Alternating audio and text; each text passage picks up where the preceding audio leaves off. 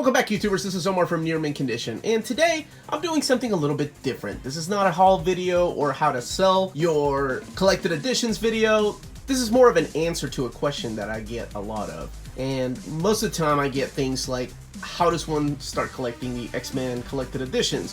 Where to start reading? And things like that. So I wanted to answer that question and do my suggested reading list of X-Men, starting from the very beginning with X-Men 1 in 1963, all the way up until what I like to call the pre-Image years. So this will be your standard overview video, but I also want to do an in-depth look at the chronological reading order of oversized format X-Men. And later on, maybe talk a little bit about where to start reading them for new readers. So stay tuned!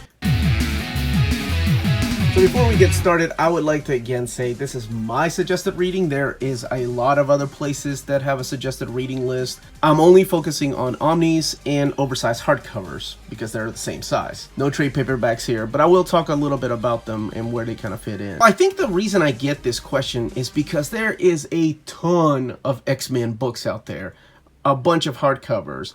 Looking alone at this video, you can see 3 or 4 different #1s here. So I can see why people are overwhelmed with, where in the world do I start reading X-Men? It really depends on where you want to start. Do you want to start all the way at the beginning with the Silver Age stuff, the stuff by Stan Lee and Jack Kirby with #1, or dive right into the Chris Claremont era, or jump forward until probably the 90s X-Men with the cartoon that most people are familiar with, the Fox cartoon. I mean, just from looking at the titles, you get The X-Men, Uncanny X-Men, and then you get X-Men with subtitles like Fall of the Mutants, Inferno, X-Men, adjectiveless, X-Men Days of Future Past, X-Men Bishop Stars.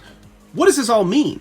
How does all this fit together? Well, believe it or not, this is the chronological reading order of Uncanny X-Men, which was once known as X-Men. Again, I'm only focusing on X-Men 1 all the way up until probably 1992, the pre-Image years, when Whilce Portacio, Jim Lee, and Scott Williams all left to go and form Image Comics, along with Rob Liefeld and Mark Silvestri. I'm only focusing on X-Men titles, so no talk of New Mutants or X-Factor, unless they're included in the books and the crossovers. Some of these books are out of print. However, with the newly announced X-Men Mutant Massacre Omnibus, which I'll talk about when I get to the Mutant Massacre, there is hope that Marvel is smart enough to reprint some of these books, because they do sell out. Of course they do, because X-Men has always been their flagship title. No idea how Avengers have taken over the world. Fox. Thanks. So here we have X-Men 1. This is the Omnibus Volume 1, the one by Stan Lee and Jack Kirby, the one that started it all. This collects X-Men 1 through 31. And it's a pretty good presentation. It pretty much is just taking a few of the masterworks and binding them together to make this omnibus. I think that's okay, though. It even has the forwards by Stan Lee from the Marvel Masterwork line that they started back in the 80s. I think 87 is when they started. So if you want to know more about the original X-Men and you don't mind reading Silver Age stuff, and I'm not gonna lie, some of this stuff is kind of hokey and probably not the most entertaining, this is where you want to go with X-Men 1. There are epic collections available of this as well, because this particular book is out of print, and continuing all the way to X-Men Volume 2. This collects X-Men 32 all the way to 66, and I think it collects an Avengers book, Avengers 53. Now you get Roy Thomas mainly doing the writing. You get artwork by Neil Adams, Werner Roth, and Don Heck. And even though you had Roy Thomas writing the book, and I believe Chris Claremont gave him a few pointers on how to get rid of the Sentinels during that Sentinels story, the book wasn't selling that well. So by the time that it gets to issue 66, the book is put on hiatus and then canceled. And it just becomes a reprint book. So issue 67 all the way up until 93 become nothing but reprints. Some of the extras in the back here, an Angel story by Stan Lee. What I wish they had done, though, was collect some of the stuff from the Marvel Masterworks Volume 7, some of the amazing adventures, like where Beast becomes blue, or the hairy Beast that we're all familiar with by the time he appears in the Uncanny X-Men again. Not Brand X, which they include just about all the Silver Age stuff. Some uncolored pages, change in dialogue, and then some Neil Adams original artwork. If you don't want to read all that stuff from the 60s and jump right into the 70s with Giant Size #1 in 1975 by Lane Wayne and Dave Cockrum, then this is the book you want. This is Uncanny X-Men Volume 1 by Claremont and Cockrum. And they put Claremont's name in the book because by issue 94 of the main book title, he's already the writer with Lane Wayne as the co-plotter. This is where the classic stuff happens, where Thunderbird dies, where Jean Grey becomes the Phoenix for the first time, where you learn Wolverine's real name, which is Logan, and he kind of gets spoiled by you by a leprechaun. But all the important things you read about later on happen here, the first appearance of Alpha Flight. Just wonderful storytelling, which at first is drawn by Dave Cockrum, and then eventually John Byrne takes over the book with issue 109, I believe. Yeah, there's that John Byrne. And by the time you get to the Savage Land saga, you get Terry Austin on ink. And oh my god, thank you, John Byrne, for this awesome panel. By this time, you've got John Byrne already co-plotting some of the story. And you get what I like to call the original Holy Trinity of the X-Men world. And that is John Byrne, Chris Claremont, and Terry Austin working together to tell one magnificent story. I thought it was kind of weird that the first book kind of ends with right in the middle of the Dark Phoenix saga, but oh well, don't worry, there's a volume 2. No need to buy that Dark Phoenix hardcover. This is pretty cool. The extras are pretty cool. It's got some of this original ideas by Dave Cockrum, like where Nightcrawler came from, original artwork, original character designs that he had. Nightcrawler, I think Nightcrawler he wanted to use originally for the Legion of Superheroes. He wanted him to be a villain. Then you also get the covers for the classic X-Men book, which we'll get to talk about here in a second. What I didn't mention with the first few books was that these are the older printings that have a fall leather bound look to them with the X-Men stamp and the dust jackets. Each one of these have a dust jacket. So this particular volume collects Giant Size X-Men 1, X-Men 94 through 131, and X-Men Annual 3. At this point, it's not known as Uncanny X-Men yet. The title officially changed with Uncanny X-Men 114, the day the X-Men died. One of my favorite covers, and one that I actually have signed by Stan Lee and John Byrne and Chris Claremont. So before we get to volumes 2 and 3, which continue the Chris Claremont run, there is this little wonderful piece of treasure right here, which is the X-Men Classic Omnibus, or rather the Classic X-Men Omnibus, because that's what it was originally called. I showed you a little bit of the covers in that volume 1, and I've done a video on this. If you really want to see what this is about, just check out that video. Adding more of the stories, more connection, a lot of background things that he couldn't do originally because he was running out of time and space, or he just wanted to go back and redo or undo. That's practically what this is, with beautiful artwork by John Bolton.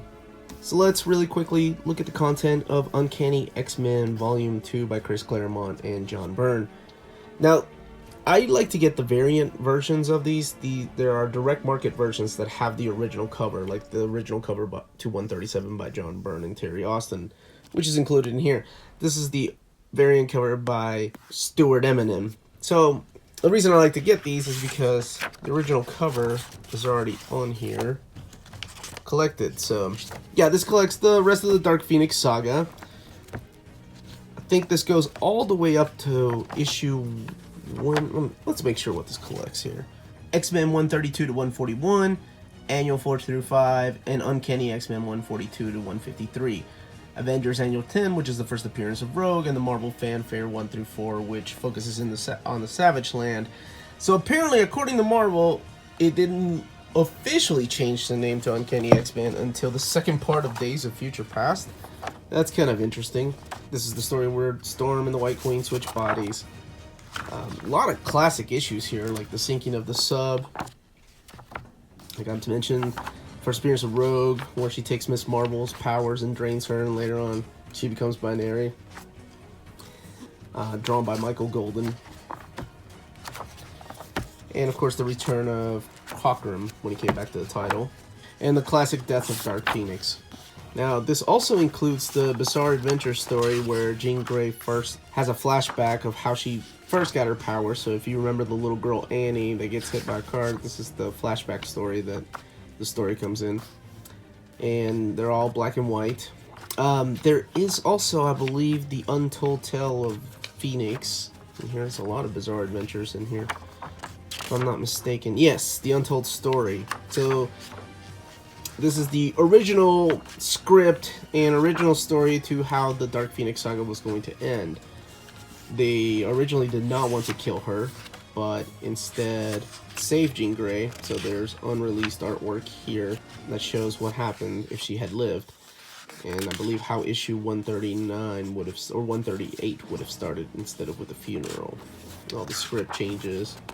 Yeah, there's the page of how page 1 would have been in issue 138. There is no volume 4. That's right, because it hasn't been solicited yet. We don't even know if we're ever going to get it. So where does it end? Well, volume 3 collects Uncanny X-Men 154 to 175 and annual 6 and 7. What's cool about these, it also includes some of the stuff. So this was also during the time that the New Mutants appeared. So this includes the special edition X-Men 1, graphic novel volume 5, which is my favorite graphic novel of X-Men, God Loves, Man Kills, and the Magic miniseries. So another variant, the Jerome Pena variant, some Cockrum artwork, getting ready to leave the title to set up for Paul Smith. The return, there's Binary. It's a classic story that was reprinted in the Magneto one-shot, I believe. 161, flashback to when Professor S and Magneto teamed up to take down Baron Strucker's Hydra, the Return of the Brood, and there they are. Paul Smith's wonderful artwork. This is what happened to Carol Danvers. She became Binary, ended up joining the Starjammers. And as I mentioned, the New Mutants do appear like in issues 167 and 168. There's the Dracula story from Annual 6. But the New Mutants also, oh man, my favorite God Loves, Man Kills, best X-Men story ever. But the New Mutants don't have an omnibus or a hardcover. They're just, have their epic line right now, and they also have a classic line. First appearance of the Morlocks, the fight with Callisto for leadership of the Morlocks. Oh yeah, the Frank Miller Wolverine miniseries. You know, now that I think about it, Volume 3 might be my favorite Uncanny X-Men Omnibus that I own. It's just full of some of the best stories. The Magic miniseries. Here's the supplementals, the stuff in the back. I love when they do this. This is the reprints of like covers for not just X-Men Classic, but also trade paperbacks or Marvel Masterworks where they recolor original artwork.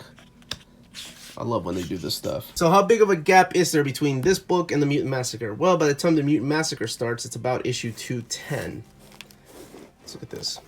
There are a couple of other books out there that are not oversized hardcover. There's an epic or a pre-epic collection called Ghosts that collects, I believe, Uncanny X-Men 188 to 209, which lines up with this, because this starts at 210, I think. Let me see, let's look at the back here.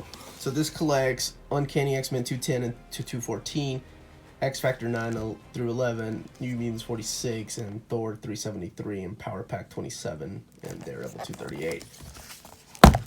So what's cool about this is that there is a newly solicited Mutant Massacre Omnibus. They're not reprinting this book. They're just putting this book into a bigger book. Of course, charging you $100 for it. But they're adding so much more to it. Now the book goes all the way to Uncanny X-Men 219. And it also includes Annual 11. Which is the story, I think, drawn by Alan Davis. So we still don't have that long shot story. So hopefully Volume 4 or 5 or whatever the hell they end up calling it. They'll probably end up calling it the Uncanny X-Men by Chris Claremont and John Romita Jr. Omnibus. Either Volume 1 or 2. Or actually give us a Volume 4 and 5. I'm almost positive that we'll split it up into 2 Omnis. Because Marvel knows that fans like me and whoever is interested in these oversized hardcovers or omnibuses will end up buying them. And that's probably why a lot of these things are confusing. Why they don't just do a chronological order of these books. Why there's so many Volume 1s. Well, because Volume 1s just sell a lot more than a Volume 2 or a 3. Or that's probably why they started doing focus story Omnis, without calling them Omnis. Except for the Mutant Massacre, which comes out later on this year.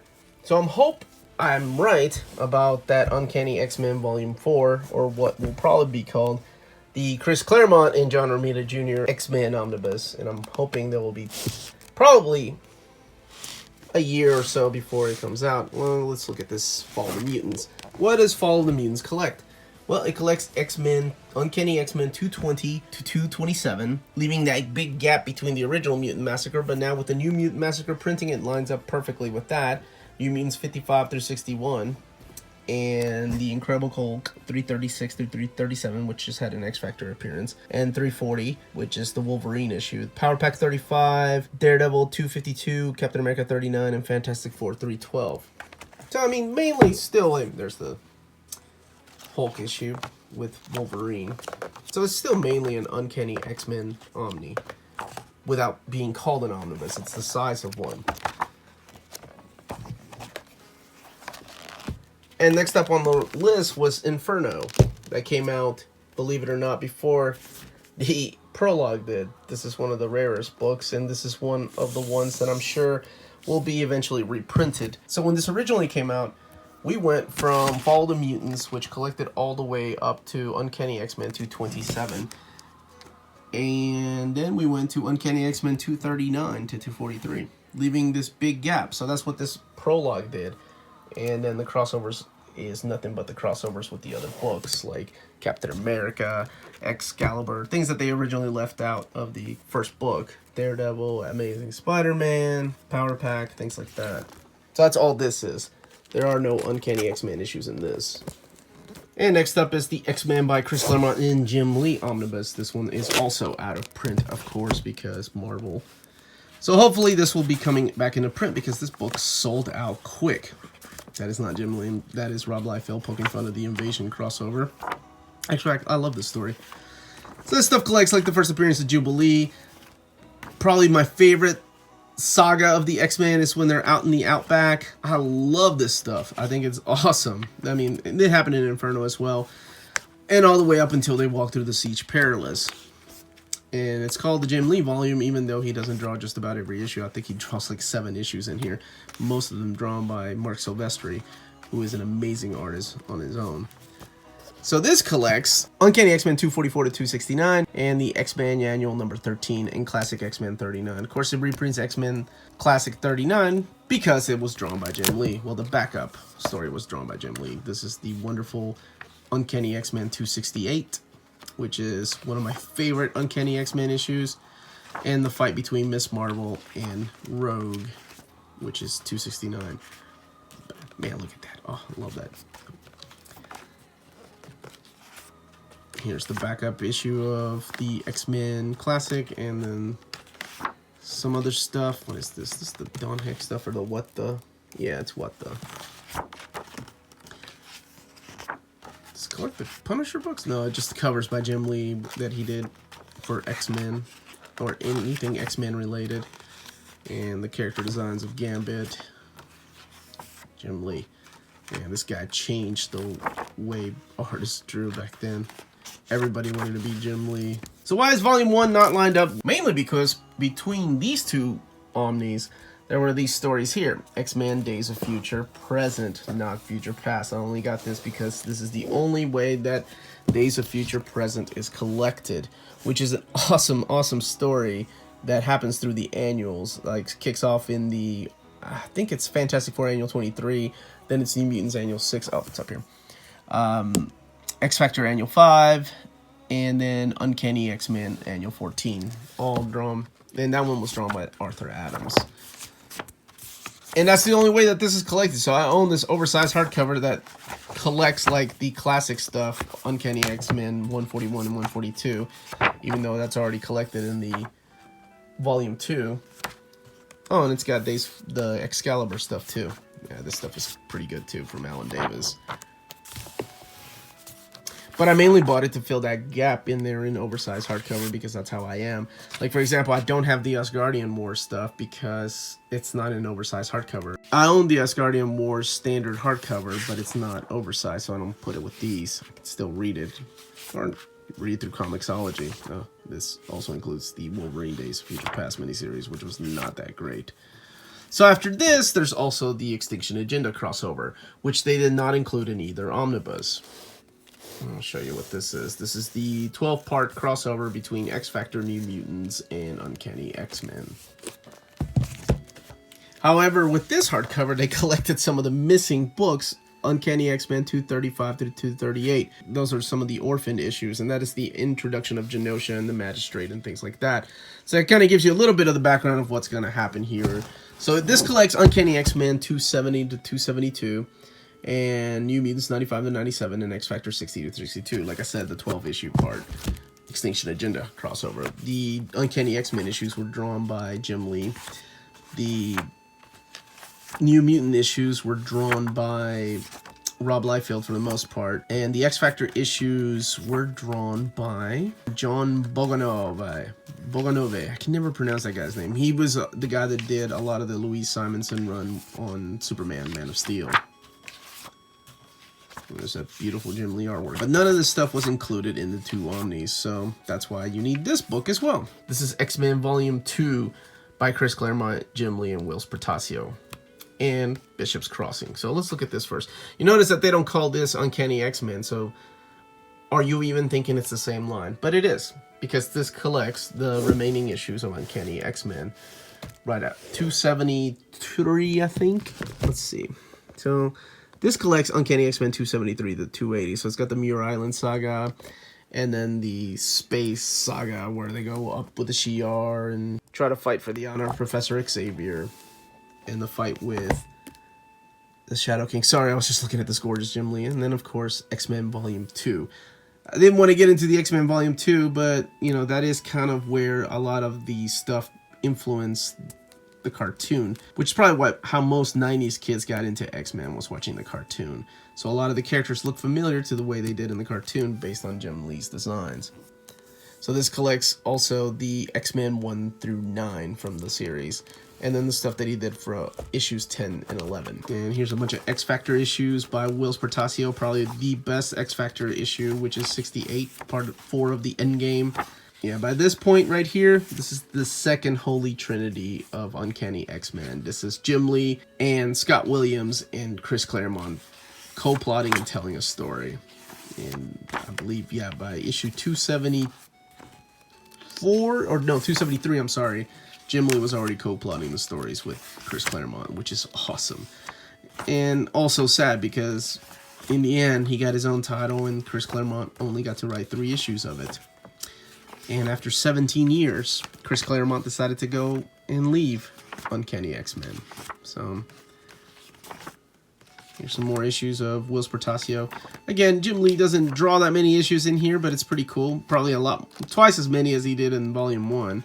But it's just a cool chronological way of collecting all the Uncanny X-Men in oversized hardcovers and in omnibus editions. Here's the Kirk Jarvin, I believe, did this. This is X-Factor 70, when Legion goes into a comatose stage and doesn't wake up until that Legion Quest book that I talked about last week. Yeah, so in a comatose stage, which kicks off X-Men 1, the best-selling comic book of all time. I mean, God bless, look at these panels. All right, there is one panel I need to look at, and then we can look at Bishop's Crossing. It's beautiful Jim Lee and Scott Williams artwork. My God, this was my childhood. And character designs were over the top, but that's okay. There's Sabretooth with his new outfit. It's probably the one most people are familiar with. Here's the issue I was looking for.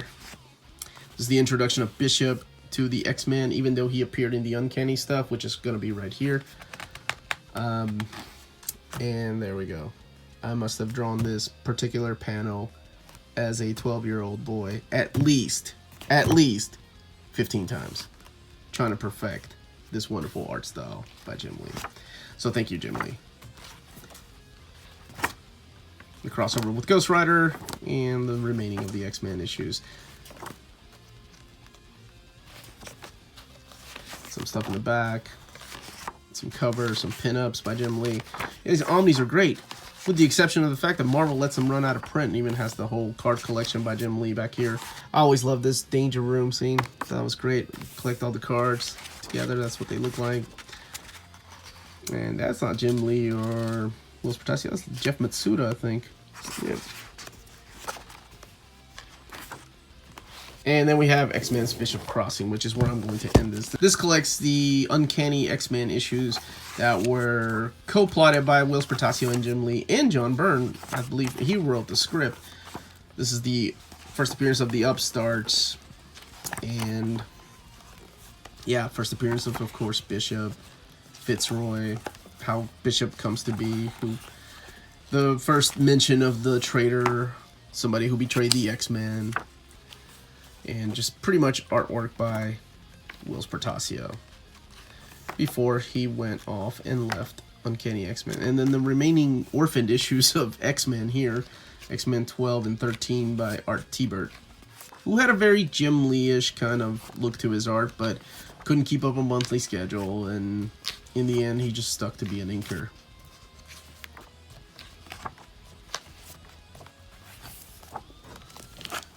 So this collects the Uncanny X-Men 281 to 293 and X-Men 12 and 13. And the material stuff from 10 and 11, which is the, I believe, Mark Texeria artwork. And that's my overview of all the Uncanny X-Men oversized hardcovers leading up to the Bishop's Crossing. Like I said, the pre-Image days. If you want to see the post stuff, like when Scott Lobdell, Feminicisa took over those books with things like Fatal Attractions and the Phalanx Covenant, please let me know. Leave a comment down below and I'll be happy to do that. I don't mind. I love talking X-Men, so this is my thing. As far as reading, where I suggest you start reading, of course I'm going to just say jump into it with Uncanny X-Men Volume 1 by Chris Claremont and Dave Cockrum. Mainly because it's still in print, and because to me, this is where the X-Men truly began. X-Men beforehand by Stan Lee and even Roy Thomas, they weren't the greatest stories. They weren't about being different. All the fear and the racist tones and things like that kind of come into play really when Chris Claremont and Lane Wayne take over the book. All that stuff beforehand were just 5 white people walking around with powers. And hell, there's nothing wrong with that.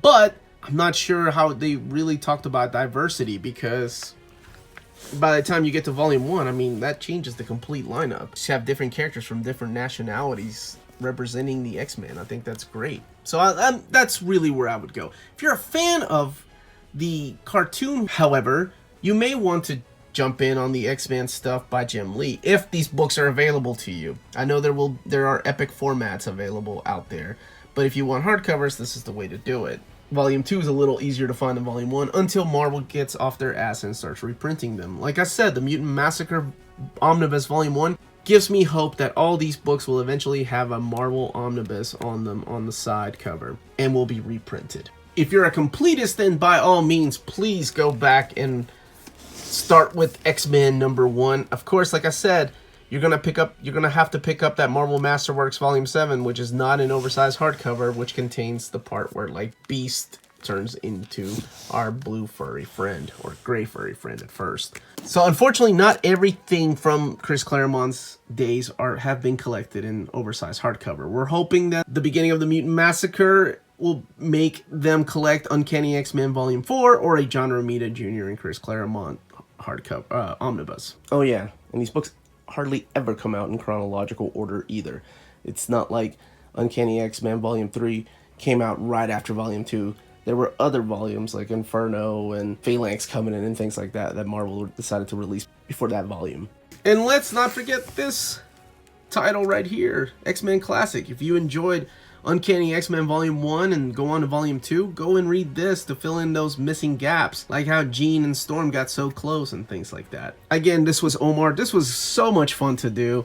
I probably went way too much longer than I needed to, because I just love talking about X-Men and what they mean to me. I hope I was able to help out somebody where to start reading, or what's actually the content of these books, or why they all have different titles. If you liked the video, don't forget to hit that like button. And if this is your first time watching and you enjoy the content of this video, please don't forget to hit the subscribe button. And don't forget to check out our weekly show that comes out every Thursday. We also have a new segment on the channel called Old Reader, New Readers, where I go back and reread something that I haven't read in many years. And 2 of my friends read the same book that they've never read.